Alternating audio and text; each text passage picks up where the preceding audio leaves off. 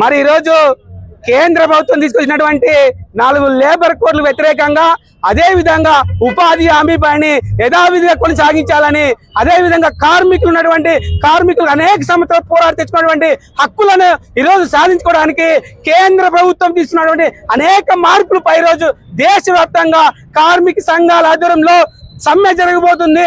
ఆ విధంగా ఈరోజు అనంతపురంలో ఏఐసిటి అదే విధంగా ఎస్సీ మున్సిపల్ ఎంప్లాయీస్ అసోసియేషన్ ఆధ్వర్యంలో నిరసన ర్యాలీ నిర్వహించడం జరుగుతుంది.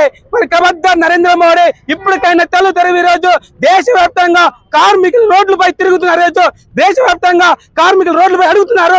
వాళ్ళ హక్కులను ఈరోజు వాళ్ళ హక్కులను కాపాడుకోవడానికి వాయిస్ చేస్తున్నారు.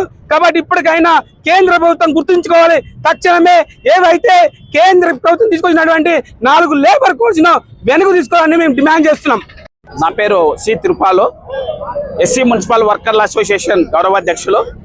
ప్రధానంగా ఈరోజు కార్మికులకు వ్యతిరేకంగా కేంద్ర ప్రభుత్వం తీసుకొచ్చినటువంటి లేబర్ కోడ్ చట్టాలను రద్దు చేయాలని చెప్పేసి అన్ని కార్మిక సంఘాలతో పాటు ఆంధ్రప్రదేశ్ మున్సిపల్ ఎంప్లాయీస్ ఫెడరేషన్ మరియు ఎస్సీ మున్సిపల్ వర్కర్ల అసోసియేషన్ అనంతపురం జిల్లా తరఫున దేశవ్యాప్త సమ్మెకు మేము మద్దతు ఇస్తున్నాం. ప్రధానంగా ఈ కేంద్ర ప్రభుత్వం తీసుకొచ్చిన 4 చట్టాలు కార్మికులకు వ్యతిరేకంగా కార్మికులకు గుదిబండగా మారినాయి. వెంటనే ఈ కేంద్ర ప్రభుత్వ చట్టాలను రద్దు చేయాలని చెప్పి ఈ సందర్భంగా నేను తెలియజేస్తున్నాం. అదే విధంగా గతంలో 8 గంటలే పని దినాలు ఉండేది కార్మికులకు. ఈ కేంద్ర ప్రభుత్వం తీసుకున్న కోడ్ వల్ల 10 గంటలు పని దినాలు పెంచడం జరిగింది. ఇది దుర్మార్గమైన చర్య. ఎందుకంటే డాక్టర్ బిఆర్ అంబేద్కర్ రాజ్యాంగంలో కూడా అప్పట్లో 10 గంటలు పని దినాలు ఉంటే 8 గంటలే తగ్గించి కార్మికులకు న్యాయం చేయడం జరిగింది.